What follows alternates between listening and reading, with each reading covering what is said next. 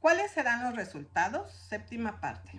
En cuanto al futuro, no soy tan optimista, especialmente cuando observo que hasta sus concesiones son pro tempore. Son un bocado temporal a la Constitución estadounidense y polvo para los ojos de los locos. La doctrina Cahensley está reservada para un tiempo en que las cosas saldrán bien para su aplicación. El abecedario lo establece así. La corte romana nunca consiente en hacer cumplir sus dogmas mediante la persecución donde no es lo suficientemente fuerte. El propio Hildebrand fue igualmente pacífico en tales casos. Pero mira, declaran los periódicos, cuán liberal se ha vuelto el papado moderno, ni más ni menos. No nos pondrá en la Inquisición hasta que nos droguen y nos encadenen primero. Las agresiones de la corte romana a las libertades de las naciones siempre han comenzado por este tipo de liberalidad. Concede lo que puedas exigir. Esa es la máxima inveterada de los pontífices. Concesiones una vez aceptadas con agradecimiento, el principio de intervención se convierte en un hecho, crece y se convierte en una molestia. Entonces ya es demasiado tarde. La gente protesta, intentan soltarse, pero no, como en la fábula de Esopo. El caballo ha llamado a un jinete para vengarse de otras bestias. El plan tiene éxito y ahora con expresiones de obligación se solicita al jinete desmontar. Pero no es así. Él está firme en su silla y tiene una brida en las mandíbulas del caballo. Además tiene espuelas y látigo. El ablegate es un elemento fijo en su asiento y deja que el caballo lo tire si puede. Esta es una declaración tan completa como podría hacerse de los planes y la situación de Roma con respecto al gobierno de los Estados Unidos hoy. Y la declaración es completa incluso hasta el sentido completo de la fábula citada. De hecho, es la cita de la fábula especialmente por el obispo Coxe, que da punto a toda la declaración. Es cierto que Roma en ella, ablegate es un elemento fijo en la silla de montar estadounidense, con la brida romana en la boca del caballo, y espuelas y un látigo además. Y es igualmente cierto que Arthur Cleveland Coxe, obispo episcopal protestante de Western New York, ayudó a poner el caballo americano en este lugar bajo el jinete romano. El obispo Coxe participó en la convocatoria de este jinete papal del caballo americano para vengarse de otros ganados. Y ahora el obispo le pide al jinete que desmonte, pero no. El ablegate es un accesorio en su asiento y deja que el caballo lo tire si puede. Tengamos la evidencia sobre este punto. El gobierno de los Estados Unidos se estableció con la separación total de la religión y el Estado. Fue uno de los principios fundamentales del gobierno que nunca debe reconocer cualquier religión de cualquier manera y nunca por ningún acto gubernamental tener algo que ver con cualquier religión, específicamente la religión cristiana. Y este gobierno fue establecido desde este principio, con el propósito claramente expresado de que el pueblo estadounidense no debe ser devuelto a la Iglesia de Roma, para que el pueblo estadounidense se mantenga para siempre libre de la dominación de Roma y del papado.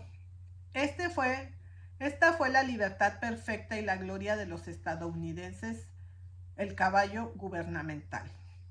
Pero durante años ha habido una combinación poderosa que se ha esforzado por persuadir a este perfectamente libre y poderoso caballo que necesitaba un jinete religioso. De modo que apropiadamente podría vengarse de ciertos otros ateos y bestias impías, y principalmente esa bestia en particular llamada quebrantar el sábado. Para ser más persuasiva y forzosa, esta combinación llamó en su ayuda a los católicos de la Iglesia. Esto es precisamente lo que Roma quería más de todos. Aceptó gustosa la llamada y se dispuso a montar tan pronto como el caballo fuera persuadido por las otras partes a aceptar el jinete ofrecido. por esfuerzo de diligencia y perseverancia, y por fin bajo amenazas, el caballo fue persuadido a aceptar al jinete religioso ofrecido, a fin de que en él, especialmente en la feria mundial y durante todo el tiempo que vendrá, podría vengarse de todos y del piadoso y quebrantado sábado ganado. El caballo, siendo así persuadido a aceptar, él ofreció al jinete religioso. Se dejó ensillar y bridado y colocado en posición para que el jinete lo monte. El aspirante a jinete protestante está simplemente poniendo su pie en el estribo para sentarse sobre el caballo, cuando, he aquí, Roma, en la persona de Satoli, de un salto se sube a la silla de montar, toma las riendas, se agarra a los estribos y cabalga valientemente. Ver Apocalipsis 12:3. Y cualquiera que se tome el tiempo de acudir al Congreso encontrará la evidencia de que el obispo Coxe fue una de las personas que, en compañía con eclesiásticos católicos, participó en la persuasión de este caballo para aceptar un jinete religioso y ensillar y brindarlo para el jinete.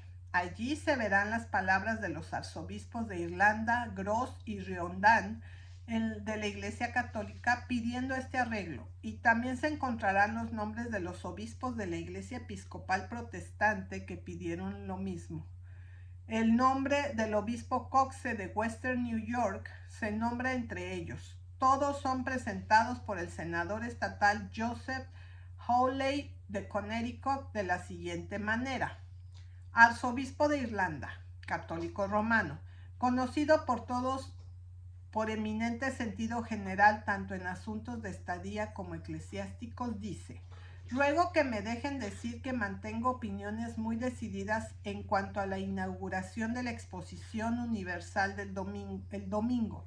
Creo que las puertas deberían estar cerradas todo el día. El domingo, símbolo sagrado de nuestro cristianismo, el honor de nuestras instituciones civiles, ya es demasiado seriamente atacado, ya sea por la codicia del capital o por la agresividad de la irreligión. Ceder, incluso en menor grado, a sus adversarios durante acontecimientos nacionales solemnes está poniendo el sello de aprobación pública nacional sobre la guerra que se libra contra él.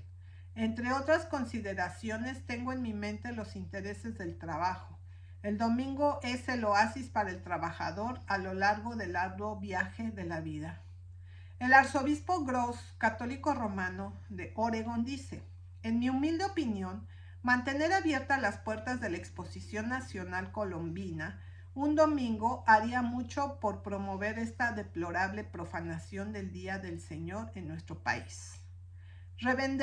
Reverendísimo P.W. Riordan, arzobispo católico de San Francisco, dice: no debería haber ninguna duda sobre la conveniencia de abrir las puertas de la Exposición Nacional el domingo.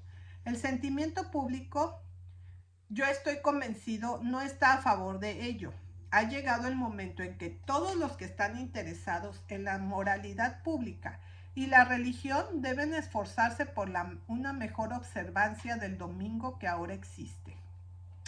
La observancia del domingo está entretejida con nuestra vida nacional, costumbres sociales y conducta religiosa, y no deben sentirse ultrajados por ningún acto o declaración del gobierno o de los directores que tienen a su cargo la Exposición Nacional.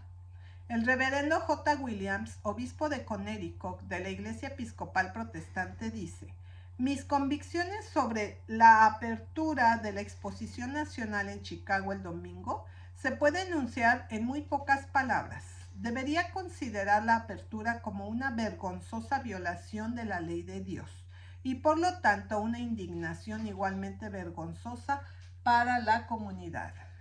El reverendo T.M. Clark, obispo de Rhode Island, sostiene amplios puntos de vista liberales, pero se expresa vigorosamente en la misma dirección. El reverendo H.B. Whipple, obispo de Minnesota, dice: a ninguna institución le debemos más que al Día del Señor. Su pérdida ha resultado peligrosa para las personas y las comunidades. Doquiera ha sido honrado como un día de descanso y adoración, ha traído incalculables bendiciones. Confío en que mostraremos a quienes nos visiten que hacemos reverenciar las leyes de nuestro Padre Celestial, cuya providencia nos ha puesto en la vanguardia de las naciones y que la exposición nos será abierta en el día del Señor. Obispo Coxe, del occidente de Nueva York.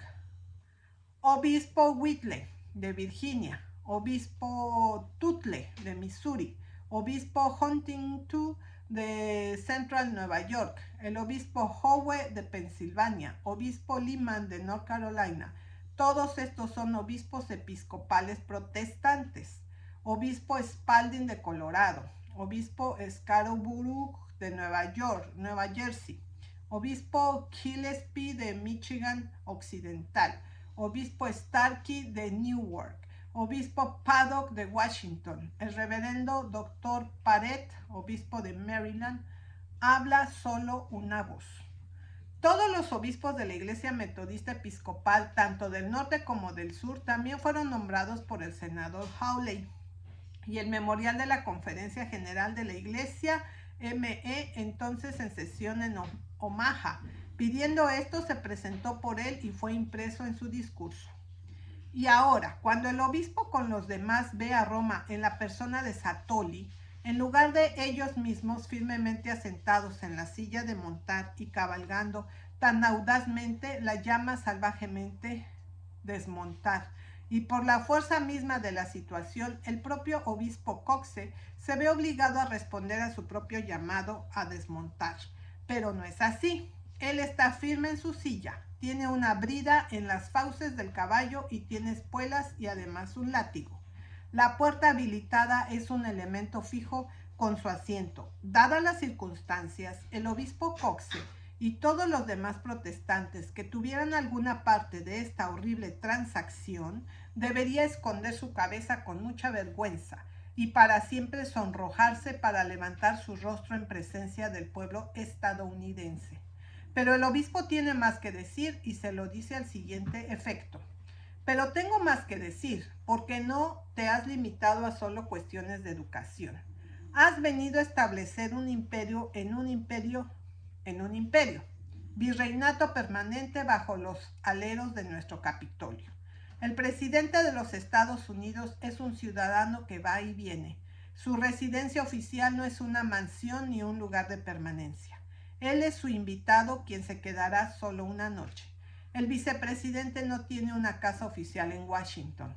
Nuestro presidente del Tribunal Supremo no tiene ninguna, pero su visita a Buffalo fue motivada.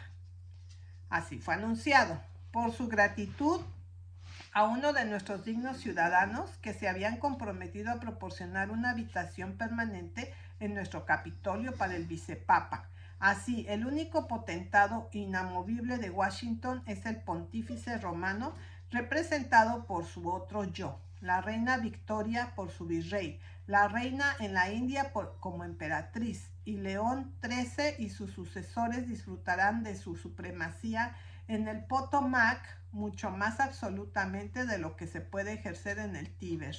Los italianos serviles y analfabetos, polacos, húngaros y similares se educan solo en la medida en que el buey que conoce a su dueño y le darán votos por miles a cualquier comprador que contrata con el vicepapa para el suministro.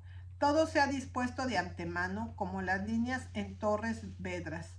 Los jesuitas son allí en su arsenal, la universidad, el vestíbulo está organizado y saquea la tesorería.